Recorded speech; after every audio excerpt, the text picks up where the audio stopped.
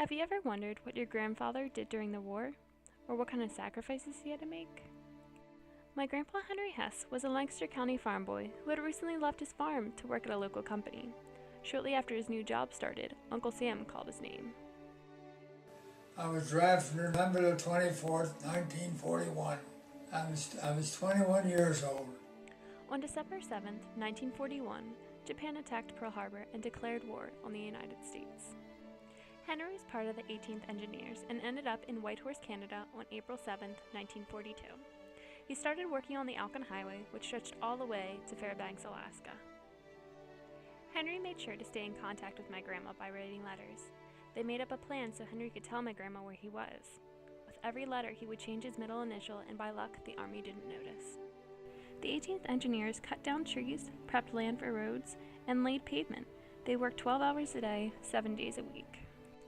During the winter, they slept in tents, which held 4 men each. They slept in sleeping bags in negative 74-degree weather. They would wear full gear to stay warm. Snow never melts in Alaska during the winter, it just continues to pile up. Equipment was always falling through ice and getting stuck in the snow. After eating chili every day, 3 times a day for a month, some of the engineers decided that they would start hunting and fishing. Once the Alcan Highway was finished, Henry drove a 10-wheeled Studebaker alone over a frozen lake. As he drove, he could hear the ice snapping and cracking for miles. Luckily, Henry made it across safely. For weeks, Henry helped get trucks that were stuck in the snow and ice to get out and get repaired. Henry was then on his way to invade Kishka Island, but his regiment was notified that there weren't any Japanese on the island, so they continued on. On their way to Attu Island, a Japanese submarine found them and began to chase them for several hours. They began to shoot torpedoes at Henry's boat, but luckily the boat was too high to be hit. Once they arrived at Attu Island, the Japanese were bombing the area, but due to the thick fog, the boat Henry was on was able to hide and stay untouched. They next arrived in Shima Island on Easter morning in 1943 to find an empty island. The weather was cold and horrible, and for a year and a half, Henry helped level the land and create a runway for the B-29s. Henry finally received his first furlough after being away from home for 3 years and 17 days. He was home for 21 days, and while he was home, he proposed to my grandma, Claire Campbell. After Henry's furlough ended, he was sent to Texas, and the 18th Engineers were broken up and sent different ways.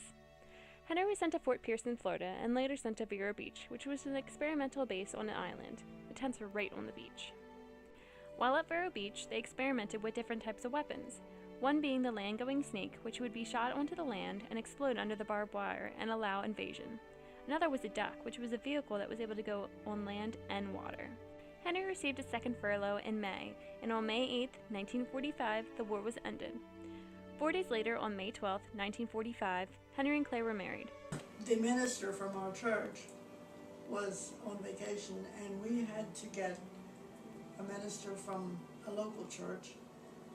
And when he arrived that day, he arrived in tails, and we were just getting married in my parents' home, and people were all sitting around in the living room.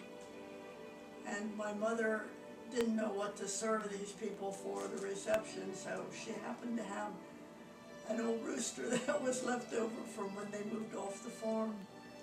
And so she cooked him up and made chicken salad and served them. We had chicken salad sandwiches for our reception. Once the furlough came to an end, Henry and Claire returned to Florida together.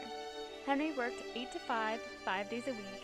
Henry was discharged on October 7, 1945, and came home to Pennsylvania.